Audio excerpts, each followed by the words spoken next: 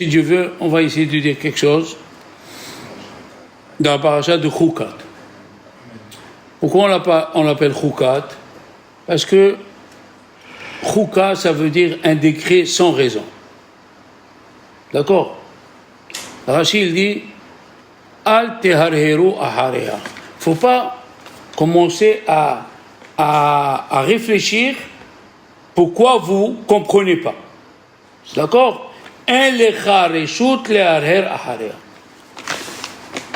Parce que on connaît tout de la paradouma. Sachez qu'on connaît tout. Pourquoi elle est rouge? Parce qu'ils ont amené le sang. D'accord? Tout ça, pourquoi une vache? Parce que c'est la mère, c'est la mère du veau. Et quand on veut enlever le mal, il faut remonter à la racine, pas au veau. Il y a une chose qu'on ne sait pas, et c'est ça, Chok, c'est quand le Kohen il lève l'eau avec la cendre de paradouma, il l'amène au Kohen pour asperger, celui qui lève l'eau, il est amené. On ne sait pas. Contrairement à ceux qui apprennent, malheureusement, qui disent que celui qui asperge, il asperge sur un monsieur qui est tamé, il devient pur, et lui qui est taor, il devient pur. C'est faux. Rashi, il dit clairement, on parle de celui qui porte l'eau. L'eau lustrale. D'accord. Et juste après la paradouma, ok? Juste après la paradouma, qu'est-ce qui est écrit? Adam ki amud be'oel. Zot Torah, Adam ki amud be'oel. Voici la Torah de celui qui meurt dans une tente. Il dit le Chizkouni, Halav Shalom, c'est un Rav qui était au moment des Tosafot, Rabbi Binyamin. Il pose une question, pourquoi la Torah, elle a rendu quelqu'un qui meurt la plus grande Touma, Avi Avot Touma? Qu'est-ce qu'il a? On veut savoir pourquoi Dieu il a fait ça. Et il répond une chose extraordinaire, il dit, pour pas que les Juifs y soient à côté de leur mort, et qui souffrent et qui pleurent plus qu'il en faut. Et la vérité, j'ai vu une fois un reportage en Afrique, ils restent avec le mort tout le mois, une année, ils sont à côté de lui. Un an à côté du mort. Et la Torah nous dit non. La Torah nous dit, il ne peut pas rester, il faut l'enterrer vite. Il faut l'enterrer vite pour pas que tu aies trop de peine. La Torah, elle a dit 3 jours pour pleurer, 7 jours pour, 7 jours pour Hesped, pour faire les oraisons funèbres. Après, ça y est. Qu'est-ce qu'il dit Rashi? Rashi, il a dit, pour la paradouma, lo teharher, je répète les mots, en lecha reshut leharer aharea. Tu n'as pas le droit de dire pourquoi Dieu nous a donné ça. Tu dois accepter. Prenons un exemple à Rambam. Vous savez qui c'est à Rambam? Il a écrit Yad HaHazaka. Il a écrit les livres de Rambam qui sont connus dans le monde entier. Et il y a des dizaines de livres pour expliquer à Rambam.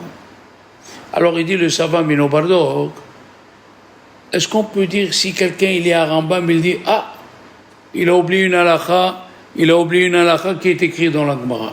Est-ce que c'est possible de dire une chose pareille? Tout le monde va, et ils vont chercher à répondre pourquoi à Rambam il a omis de dire cette halakha. Mais on ne peut pas dire qu'il a oublié. À Rambam, il connaissait tout par cœur. D'accord?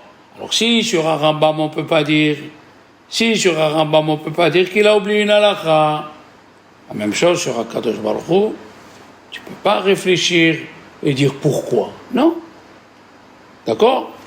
La paradouma, elle est venue pour pas que tu penses des questions sur Dieu.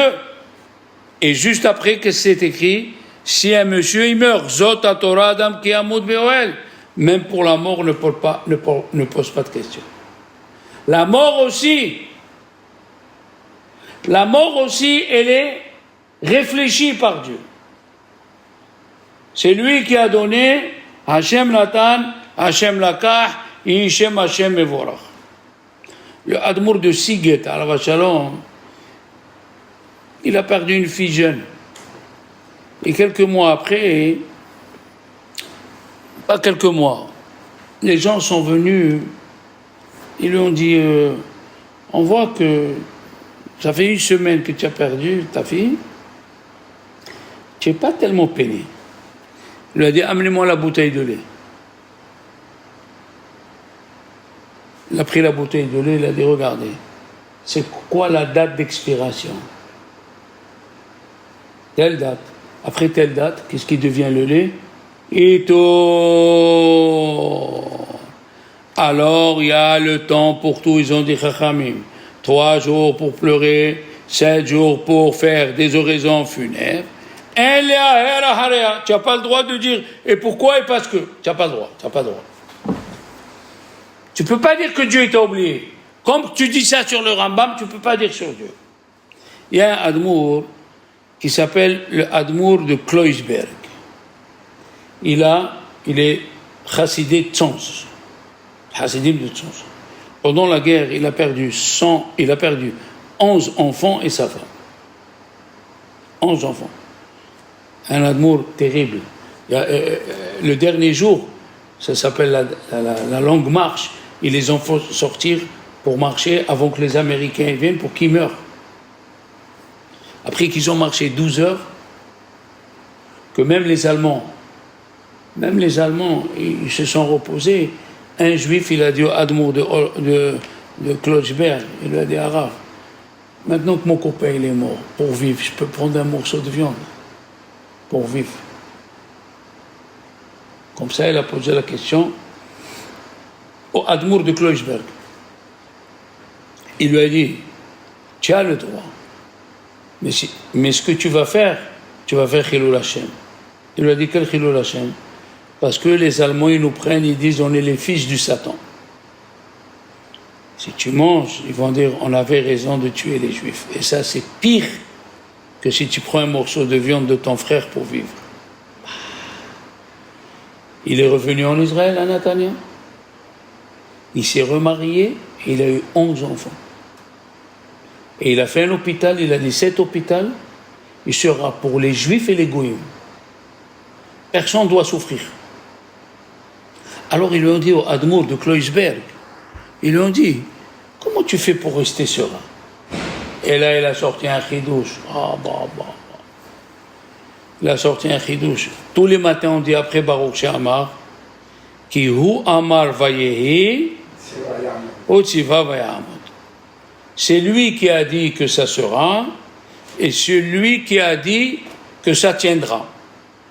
Voilà les mots dans le Tehillim, d'accord?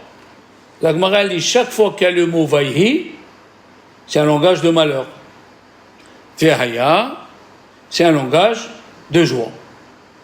Il a dit, comme ça il faut dire, Kiho Amar Vayehi, le même Dieu qui a amené le malheur, Kiho Amar Vayehi, Hu Amar Vayamon. Lui il a dit, lève-toi et continue. Ta'amod, lève-toi. Al teharer yoter mita. Ne réfléchis pas beaucoup à ce que je fais. Alors maintenant, je vais vous raconter une histoire de Olam Haba qui est venue dans Olam Hazé. Peut-être je vous ai raconté, mais peut-être je ne l'ai pas enregistré. Et là, je vais vous le dire. Il y a un monsieur de la Shoah, beaucoup des Ashkenazim sont partis habiter en Argentine. Quand il était seul, sa femme elle est Nifteret, il est monté en Israël pour finir ses jours. Après quelques années, il est Niftar. À quelle heure il est Niftar? 1h du matin.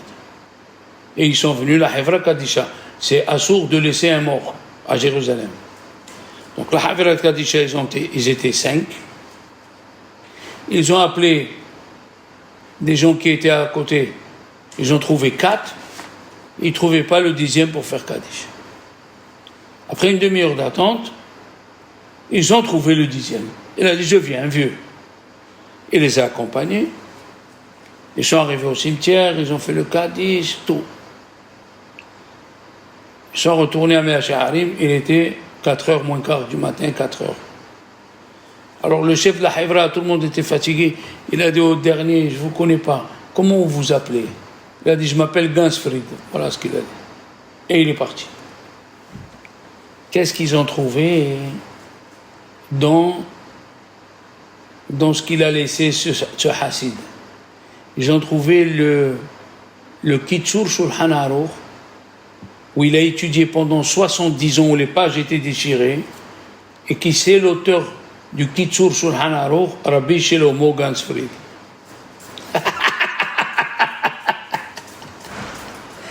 Quand tu t'attaches à un rave, il ne t'abandonne pas.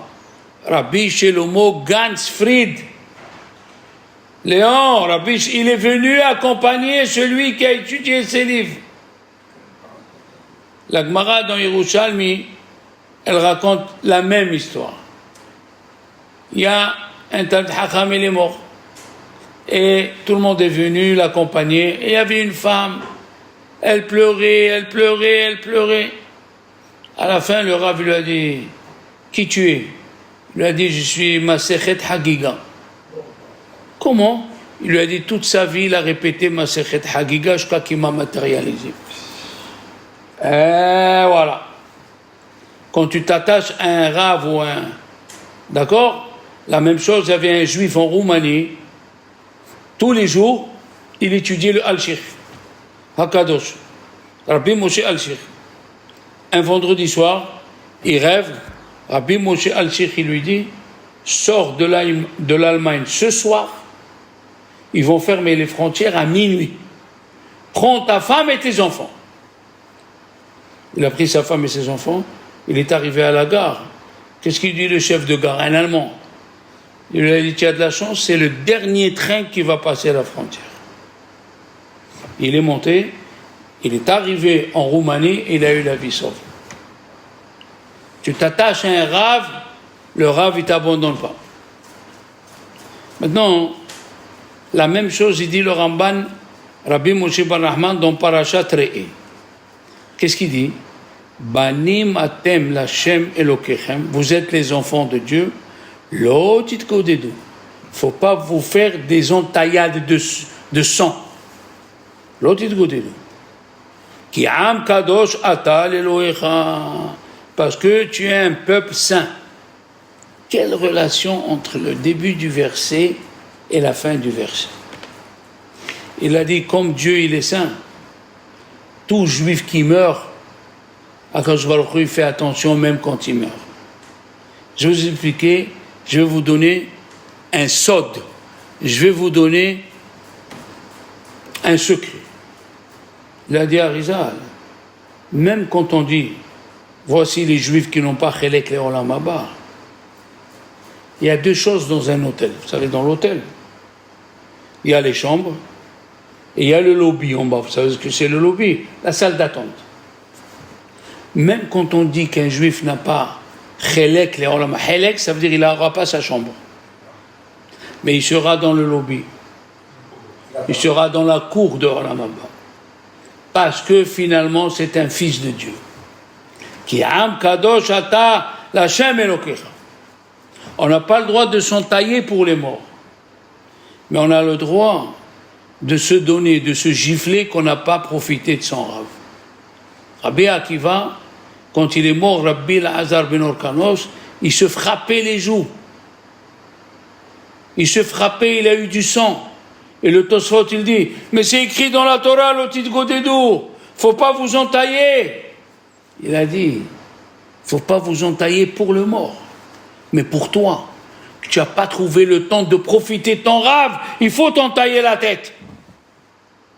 Fantastique ou pas? Rabbi Mordechai Turetsky, il a dit,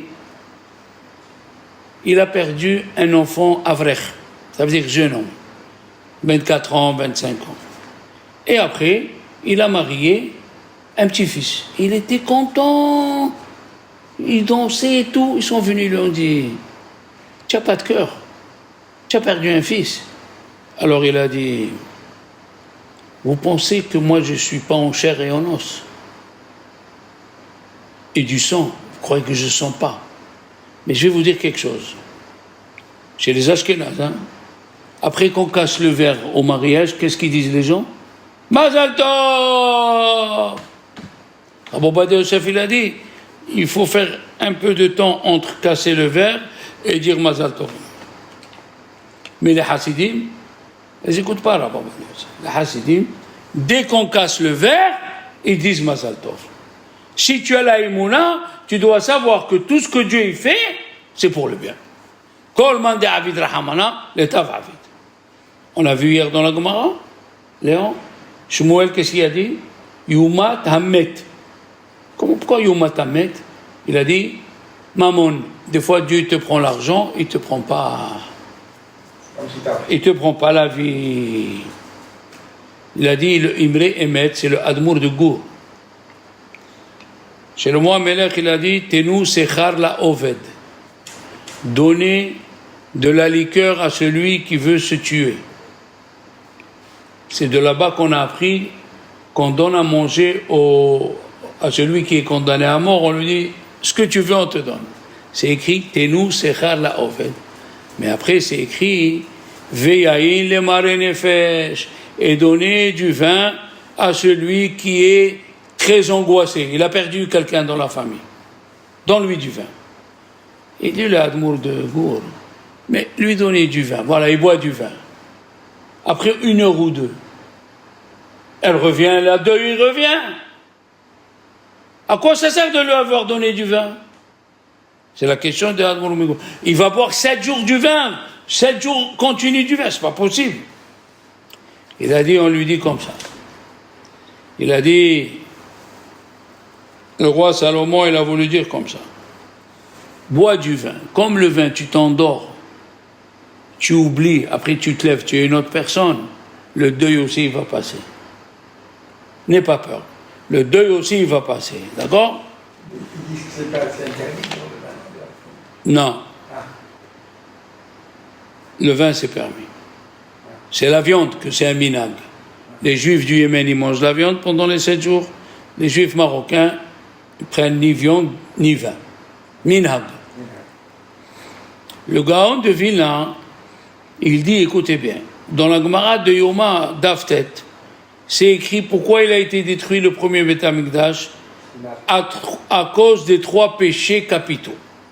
Shefichut Damim, Gilur Hayod et Avodah Zara. Il a dit, la Gemara, elle dit, Reshaim ayou. Ils étaient Reshaim, Aval Haya Lahem Bithonam Be'akadosh Baruch Hu.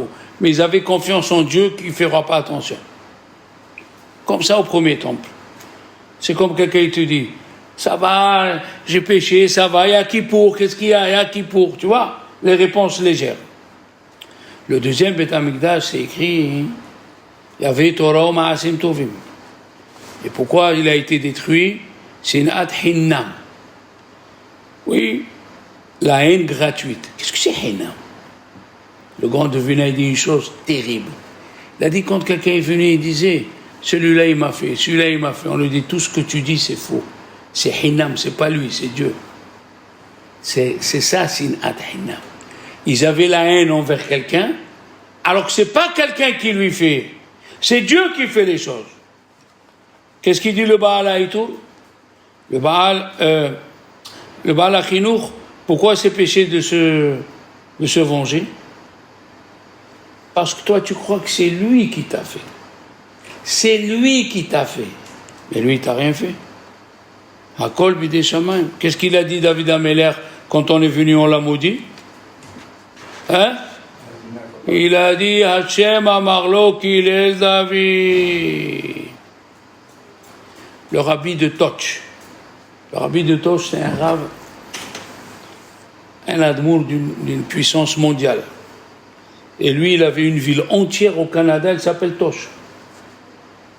Lui, écoutez bien. Il avait dans la synagogue un qui ne l'aimait pas. Il ne l'aimait pas au rabbi de Toch. D'accord. Un jour, il n'a pas trouvé de mikvé, le rabbi de Toch. Il est rentré dans un lac. Et il y avait ce monsieur. Qu'est-ce qu'il a fait, ce monsieur? Il a amené un arbre lourd, il lui a mis sur sa tête pour pas qu'il sorte. Chaque fois qu'il essayait de sortir, il n'arrivait pas. Et au dernier moment, il a enlevé l'arbre. Et il est sorti. Bleu. Qu'est-ce qu'il a fait le rabbi de Tosh? À chaque Rosh Chodesh, il lui envoyait de l'argent à ce monsieur. Et ce monsieur, il voyageait. Là où il allait, il lui envoyait de l'argent. Alors, le shamash, il lui a dit, Arav, moi je comprends pas. Un type qui essaie de te tuer, tu lui envoies de l'argent. Il lui a dit, écoute bien. La Gemara dit, Palginan di bourré. Faut partager les paroles en deux. Il lui dit quoi? Il lui a dit, quand lui m'a mis la planche, c'est pas lui, c'est Dieu. Quand il a enlevé la planche, lui, il avait la libre arbitre, c'est lui. C'est pas fort ça? C'est très très fort. Lui qui a mis la planche, c'est Dieu qui lui a dit mets la planche. Mais quand il a enlevé, écoutez bien, il y avait un rave, il s'appelait Rabbi Abraham Yafan. C'était un rave, Alain, d'une grande yeshiva aux États-Unis. Rabbi Abraham Yafan.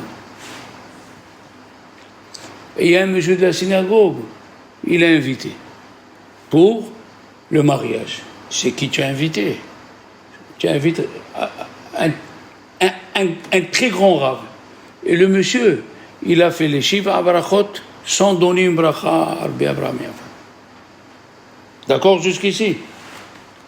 Rabbi Abraham Yafan, il a marié le dernier fils. Il a invité à ce monsieur et il lui a donné une bracha. Il faut être fort pour faire ça. Vous savez qu'il n'y a pas quelque temps, il est mort Rabbi Gershon, Rabbi Yaakov Gershon, Rosh Yeshiva de Ponovitch. Quand il s'est marié, le soir du mariage, il est venu pour rentrer chez lui. On lui a loué qu'une chambre. À Tel Aviv, il est resté 7 mois. Avant de rentrer dans la chambre, il a dit au monsieur, est-ce que je peux aller aux toilettes? Il lui a dit, ah non, je t'ai loué une chambre, pas de toilette ici. Tu écoutes? Le pauvre, il a laissé sa femme rentrer dans la chambre. Lui, il est parti dans deux rues. Il a trouvé une maison de retraite en Israël, à Tel Aviv. Il a dit, s'il vous plaît, j'ai mal au ventre. Et le monsieur de la maison de retraite, il lui a dit, chaque fois que tu as besoin d'aller aux toilettes, viens. Et Rabbi Gershon, les enfants, à chaque fois qu'il avait un mariage, il l'invitait.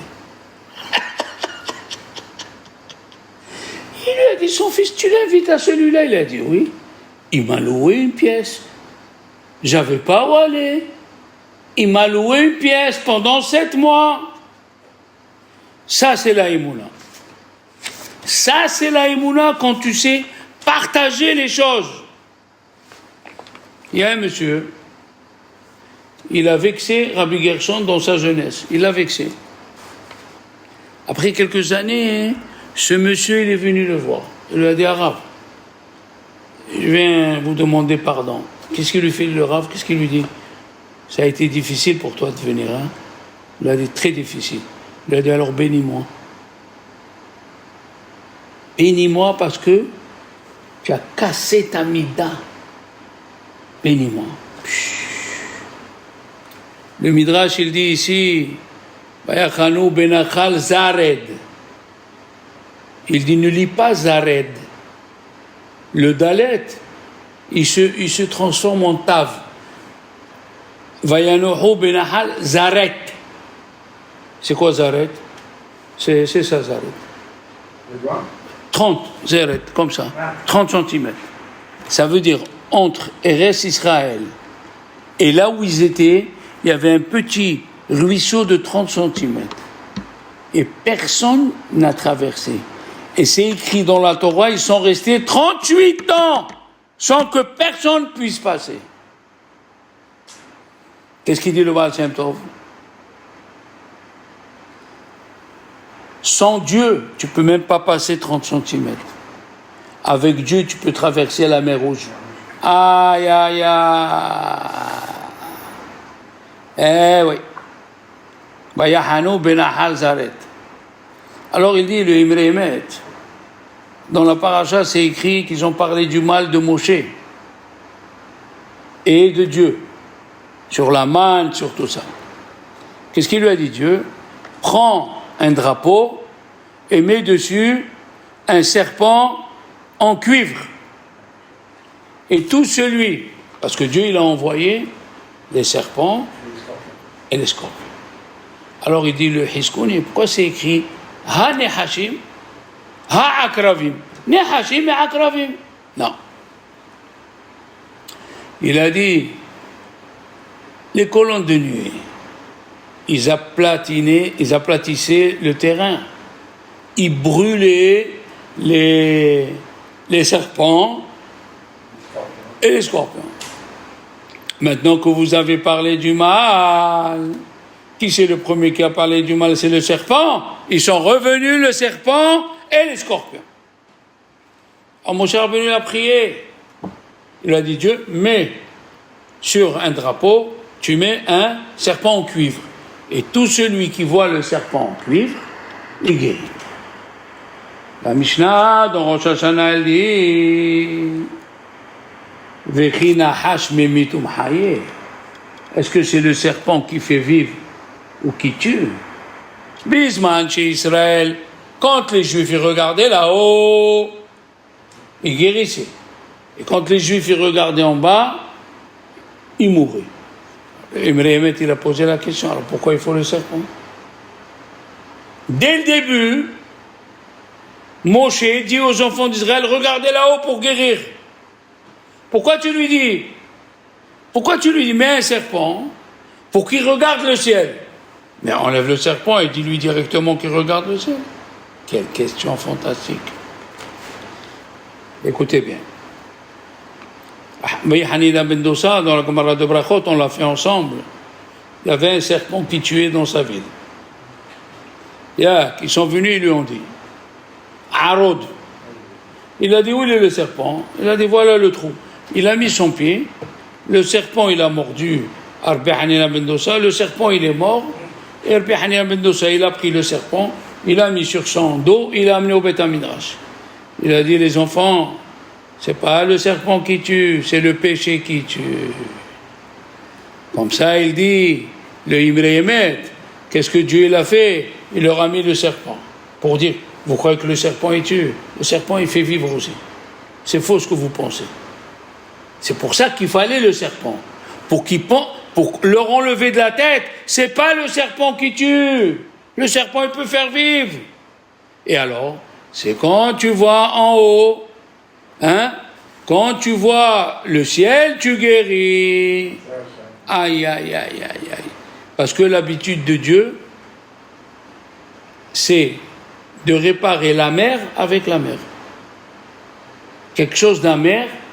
Quand les Juifs, ils n'avaient pas de quoi boire, dans Amara, qu'est-ce qu'il a dit Dieu à Moshe?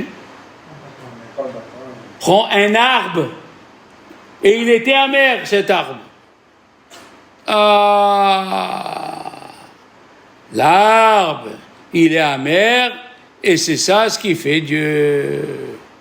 Maintenant, Rabbi Mordechai Brook, il a dit une chose pareille, fantastique. Qu'est-ce qu'on dit dans Barechi Nafshi? Yetze Adam lefa'olo, vela'avodato ade arev, marabou ma'asecha Hashem. Quelle relation entre Yetze Adam lefa'olo, un homme il sort pour travailler, Yetze Adam lefa'olo, vela'avodato et pour son travail ade arev, jusqu'au soir, marabou ma'asecha Hashem. Il a dit une chose extraordinaire. Écoutez bien ce qu'il a dit. Le Magen Avraham, il écrit que quand tu prends un médicament, il faut dire Hakadosh Baruch Hu She'yeh l'irfoua shelema, pour montrer que c'est pas le médicament qui guérit, c'est Dieu qui guérit. Tu dois le répéter, Hachem She'yeh l'irfoua shelema. La même chose, David Amelech, il t'a dit. Quand tu sors travailler, Yetze Adam lefa'olo vela'avodato ade arev, ne dis pas c'est tes mains qui ont construit. Ne dis pas c'est tes mains. Voilà, boum, Hein? Tu dois dire c'est Dieu. Écoutez bien. Il y a un passou qui dit, le roi Salomon, Ish emunim mi imtsa, où on va trouver un homme de confiance. C'est l'explication du verset. Qu'est-ce qu'a dit la Gemara? Qui c'est ce Ish emunim, Rabbi Ze'ira. Rav Sheshat était aveugle. Donc, il n'arrivait pas à écrire tout ce qu'il écoutait. Rabbi Zera, il a tout laissé, il est parti s'occuper de lui. Ça s'appelle Ish Emunim. Regardez bien comme c'est extraordinaire. Dans la paracha de la semaine, c'est écrit Adam ki amoud be'ohel. Un homme qui meurt dans une tente. Oui? Il y a écrit tente. Et après, c'est écrit dans Michelet Adam olech le bet olamu. Un homme, il va dans la maison qui lui est destinée. Vous voyez la différence. Ici, on est dans une tente. Dans ce monde-là, c'est une tente. Ah, là-bas, c'est la maison. Aïe, aïe, aïe, aïe, aïe, aïe, aïe. Ils ont dit Chachamim, Al-Ken yumru ha-mushlim. Pour ça, ils diront ceux qui ont gagné la guerre. Qu'est-ce qu'ils ont dit, Chachamim? Ilou ha-mushlim bi-Islam, ceux qui maîtrisent le Yitzhara. Oui? Al-Ken yumru ha-mushlim. Bo'u cheshbon. C'est quoi Bo'u cheshbon? C'était une ville où il n'y avait pas de gardien. Hein? Et de là-bas, il est rentré Sihon. Il a tout gagné. Je vais vous expliquer la chose. Ammon et Moab, c'est deux pays où Dieu il a dit à Moshe, ne les touche pas. Ok. Sihon, il est rentré, il a conquis Ammon et Moab.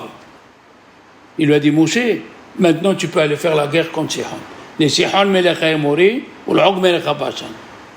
Et il est parti, il a conquis Ammon et Moab, mais d'abord, Sihon il est rentré faire la guerre. Écoute-moi bien. Si Sihon savait que Dieu il est en train de se moquer de lui, il serait parti faire la guerre. Hein? Aïe, aïe, aïe, aïe, aïe, aïe, aïe. Il ne serait jamais allé, mais Dieu il lui a fait un bon tour. Des fois tu crois, c'est toi, attention. Attention à ce que tu dis. Il dit, le roi Salomon, des gens, ils se tuent pour avoir la richesse, ils s'en vont, ils la laissent à l'autre. Toi, tu as cru que tu as ramassé pour toi. Écoutez bien, le dernier chidouche de Ari Akadosh. On sait que le mois de Tammuz et le mois de Av, ils sont dans les yeux. Il a dit dans Echa, Aini Yordamayu. Les yeux. Maintenant, il y a un verset où Job il a dit un verset, Berit kariti le'enai. J'ai fait attention à mes yeux. Maestakel al-Betula. Pourquoi je vais regarder les jeunes filles? Comme ça, il a dit Job. Qu'est-ce qu'il dit le Ari Akadosh? Le mois de juillet, le mois d'août, Tammuz, Elul, Tammuz, Av, si tu fais attention à tes yeux, quel est le signe du zodiaque du mois d'Elul? Voilà. Elul.